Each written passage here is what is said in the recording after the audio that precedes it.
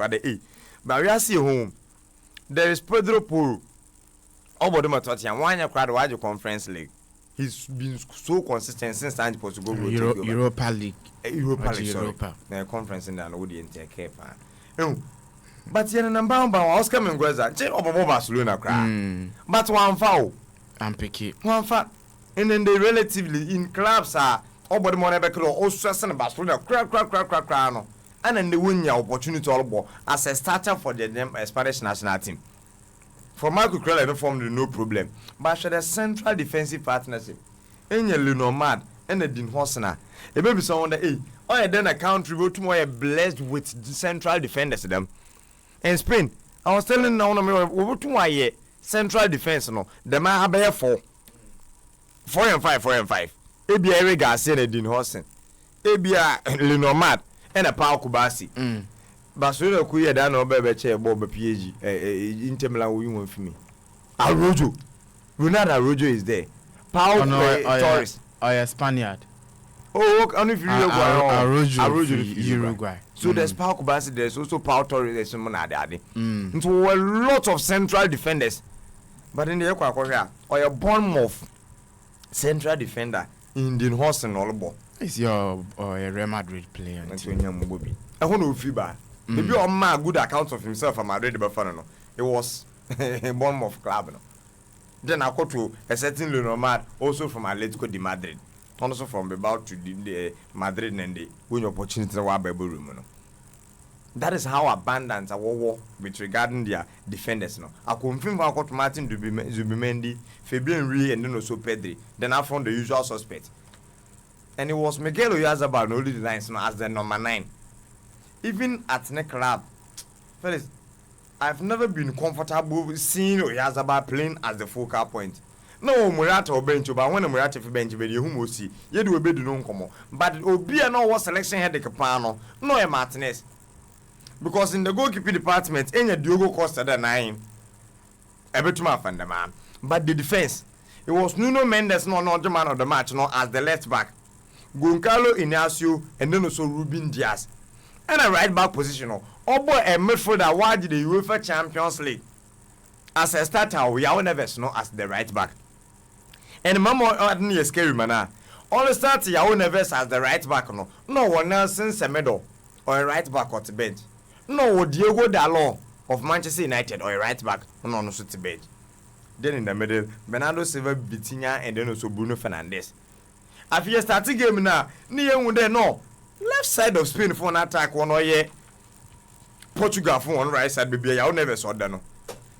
Ghana ni na Williams Nico Williams on for Boomman. Oh, true for what the man. Tieko half time now no catching a yaw. Member park need to be. Me, you know, the Nelson Sabedaba. So the questions would have been, why wouldn't you want to play Yao Neves in a preferred position? Spice because Center with the midfielders, no, Obi only form of crown or Bernardo Silva. Obi only form of crown or Bernardo Silva. This season, Georgia or Manchester United first. In Silva and some feta crowd and neither, no Kobutu was start the game, no.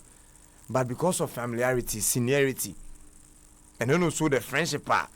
Oh yeah, sometimes some of these big boys, the dressing room, no, or down one the managers won't intend to, or bed now double looking in the face. Maybe take certain decisions. No, there force Yao Neves, no Uncle as the right back. But there was a reason that anytime Portugal are with the ball, no, so in the lineup not to that. A one day he would expect him, the on get invented. Now Ruben Diaz, Goncalo Ramos, no Nuno Mendes, no, one jet 3 with you. Then can feel for no, when Yao Neves Vitinha, now I push up front Bernardo Silva and then also Bruno Fernandes who want support the strikers, no. So the defense, Nana Papano were a decision to make. He went with the wrong one. One man in the first half. Then second half Nobel right wrong so no. Or the Nelson Samedo Bay. I feel one day eventually or force the Inaki Nuno that is Nico Williams can one substitute no. He went out. That is with the defense and the midfield. Attack no off the bench in that penultimate game over in the final no. Fellas, even Francisco Consensa on Sophie bench. Oberchef virtually the goal of the competition. He was forced to start him in the game at the expense of Rafael Leao and others, together with Pedro Neto and a CR7. And when I also substitute Francisco Consensawa or the Rafael Leao Beno, you won't impact. But I was sad for Rafael Leao. then in 2025 yedi Ballon d'Or won komo yedi players won komo it is players the talent ankasa wo do ball no ono Rafael ya wo no obi sin won bebre but obi hu no problem he's never impressed man ye kala me abedna la me yama de ball na ya Rafael ya wo no on fa bi ye excitement ana total football is it goals and assists but obi hu no problem basa some no Charlie nothing seems to be working for him but in the album you could see that kind of seriousness and don't know when the circumstances how start at my expense opportunity no ba am some grab take advantage or go on ma na olutumo back into the game. It was always going to be the case that any Spain labor will dominate. So when I saw the statistics after the 90 minutes now, you have extra time, and I wasn't surprised. The next Spain won about 61% of ball possession. That is the difference. One trying to catch the opponent on the counter, typically like the Inter Milan, and one also trying to possess and control the pace of the game, just like the Paris Saint-Germain were in that final war against Inter Milan. But I want to win 1-5. The team that is defending also scored 2 goals. We have been the favorites in Spain. On solely 2. On from my fan on make a day and the initial make a day game. It was evenly shared across. But something happened. The man didn't know Manchester City or can be the Man City. This is wobble pa. How one place will lack confidence. And Ruben Diaz was supposed to be the leader at the back. Fellas, I don't know what has happened to him all of a sudden. No confidence. I you damn. A John on Spice 91.9 from Facebook. Still in the highlights and what to that man. And at the moment in the game, the pressure back Portugal world pa. Then they won possession. And I was started watching passes more. One my back pass the common Ruben Diaz. Then come to my end and come sort that call for Goncalo Ignacio or the goalkeeper in the goal cost and 1 year. Or the no boy in order to throw safety first. I want him to know. Meaning say I care my highlights. I saw his confidence was very down. And the first goal na Martins will be bendo no. It was on or gifted goal in the man. A defender who wasn't aware of his environment and surrounding. Money minded, I should just get a contact to the ball. Getting the ball back into play. Ball all better. Ya never nando or set it the man Martins will be mendy. Because we no fever no or on your contact attack. But look at this. At worst case, no, but the pan a bit to my Bono Kabutuma Bono and the Oboko na African Wabafa. But we decided all clear born back into action and play. Born a bayana about to be mending now, virtually an internet, no what type of born that too. But say, you know me, I didn't them being here, the big boys no by rise, no by get into the party. I posted on my Facebook wall and it's still there. I've not even deleted yet. And I'm not going to delete it. Motro with there. Martinez no offer CR7. They'll be changing if you give them. The number of giveaways, the number of possessions like Cristiano Ronaldo all see. Even the second goal will consider or Ronaldo not born to check. Or we no go attack no ka ref no ka catch no. Nti when the foul will see and sana what the bonnet means mana. No that led to the second goal Portugal will consider no. It was Cristiano Ronaldo. He was very frustrated before I been the equalizer no. And after the equalizer no, upon more than 80.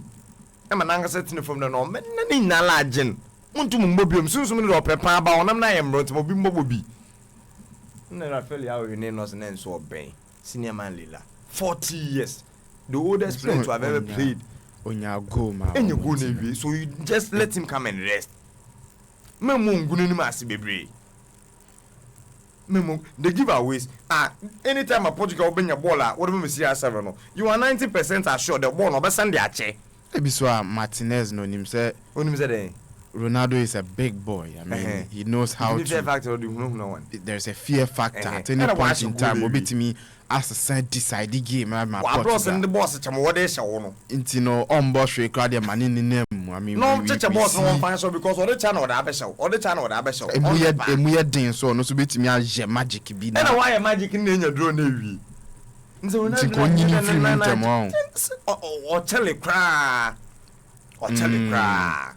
That is Cristiano Ronaldo. Okay. But the comparison between on the Lami Yamal before the game, like I know you're non-starter.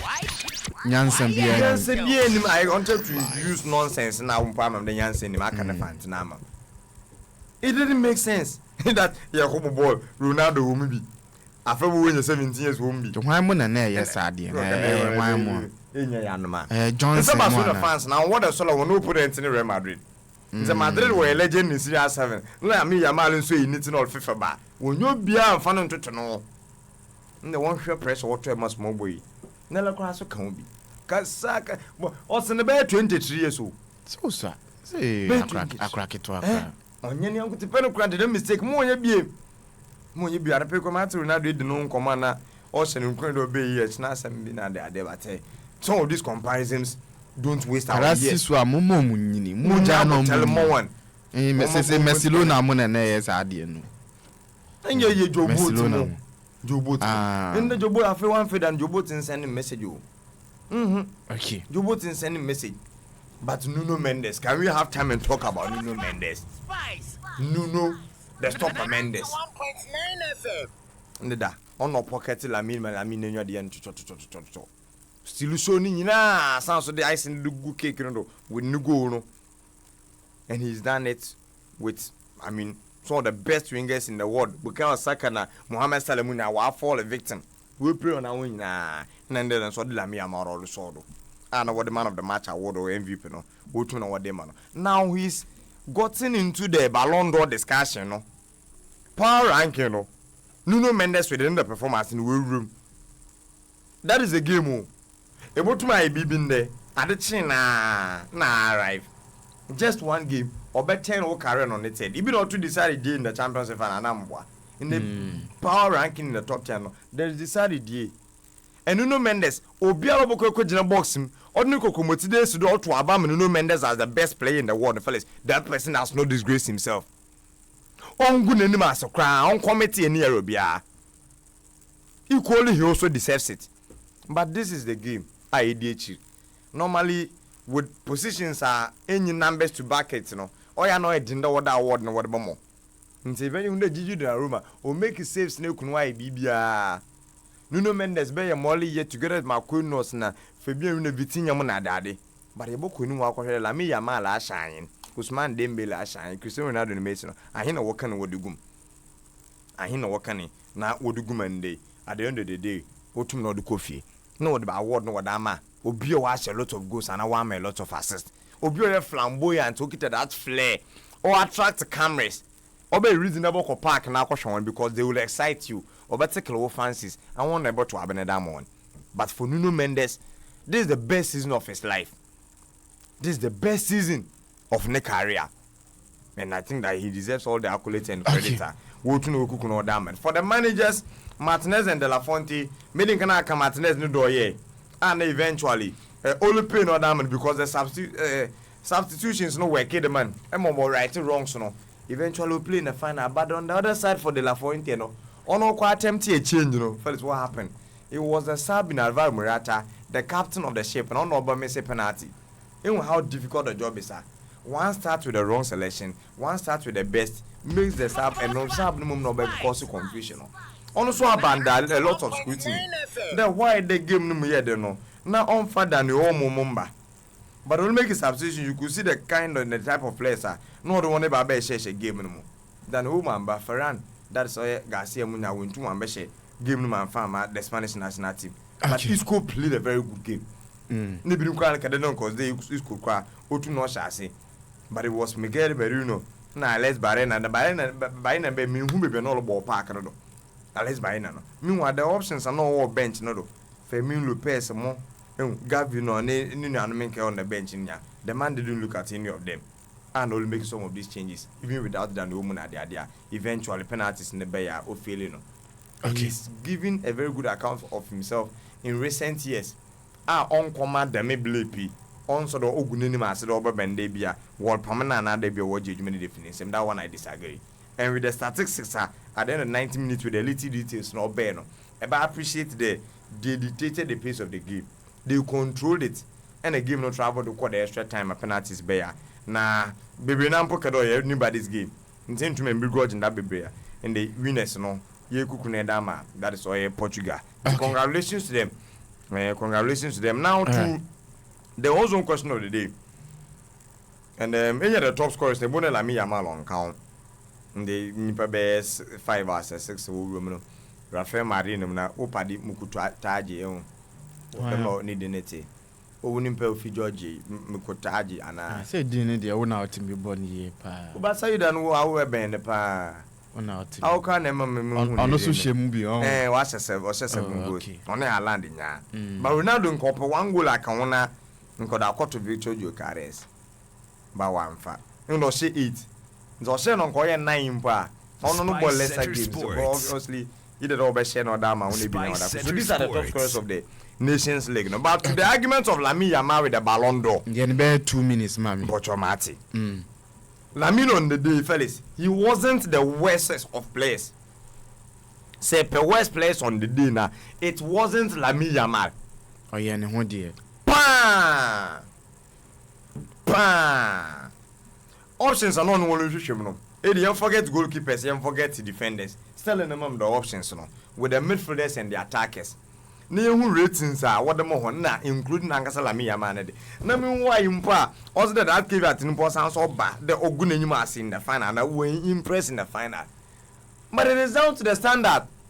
And Ankasa wa form no and you will be probably was suffer from some of these standards. I want to set one will balance more than one set standard bia. Spice Center But they want some personal convictions. A better they be BB.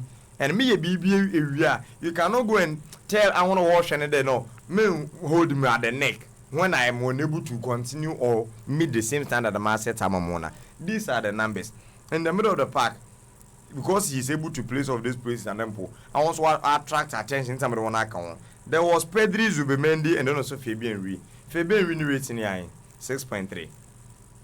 Pedro, more 1 assist or a 7.2. Zubimendi because of Nugo no only 7.4. Only a pivotal away from him. Ekwa fronta Nico Williams ofi game around the 92nd minute only 6.0. Mikel Oyarzabal is a goal at the Spanish national team but only 7.1. In the players na mabubu wondini for Spain ni na wo Ben Lamine Yamal no obi onye rating sen no was Martin Zubimendi on kwampo no o goal. There's another player on also goal in Oyarzabal, but Lamine Yamal with his 7.2 no, fellas with 136 minutes no, Otum now or rating higher than him. On the other side, in the Portuguese national team, Bruno Fernandes about the whole 90 sample penalty after extra time cried the count say only 6.6. After 90 minutes plus extra time no 6.6. Vitinha, it was 7.1. Bernardo Silva the missing this season with and although they're not to dream or forget to cry. Vitinha the near 7.4. Anyway. Vitinha there 7.4. And Bernardo Silva there no 6.2. Thank you. I feel we need to consensus 6.0. Ronaldo 7.2. Pedro no 2. That is 6.2. Until Ronaldo in the eye 7.2. Only the same as Lamine Yamal. Until where lies the question in the caveat today? He did not impress in the final. Okay. Because you are as good as your last performance. Every boots in the blood wabble this season. He did not dodge a blood down one a coward that bland manful. Don't take one more wabber than one nemesis. I what I want then. You can't do good anyone over the no. Nanka me expect that Lamina all my assist no. I wanted to see Lamine who is scoring belches. All she goes from afar. All the dribble no way through bull and now what bamboos and no way and that question she goes. That was what an uncle for expect. But there was a certain Nuno Mendes who prevented him from doing more than 7.2 out of 10. And then 1 o'clock more than 80. Our pass our exams no to na work on him. Okay. The fellas, Ballon d'Or no small boy no shame. Club no bono, Barcelona for what the Ballon d'Or. Winning project, winning mokon. But you don't walk about the FIFA Club World Cup. Just Barcelona and Club World Cup no. He would have to make do for just the qualifiers. Nah, not the right and wrongs no. But that stands now with that loss no. I don't know about affect no. For the top 5, Lamine Yamal will be in there. But I've always maintained on your door budget Ballon d'Or award no. And here as I'm sitting now, Lamine Yamal is not the best player in the world. Though. He is not the best player in the world. So I started by adding the whatever he did no down to the standard now. So I said, "Tamano, in starting and keep on your 5.5, 6 bianca cool." but because otumutwum 7.2 no ko 8 na ade ne ntino onye 7 no kwa no ko say the one say that one perform when the pictures all over will troll Lamine Yamal. Yes. He's not the best player in the world, so the Ballon d'Or I don't expect him to win it, and he's not going to win it. Okay. So only the performing now is 7.2, which is less than his recent past performances. Yes, be what affecting the Ballon d'Or, Papa. I Spice 91.9 FM, Wisdom Fifi Blake. And you're telling can be part of the conversation over Facebook. Spice 91.9 FM on Facebook, Spice 91.9 FM on Facebook.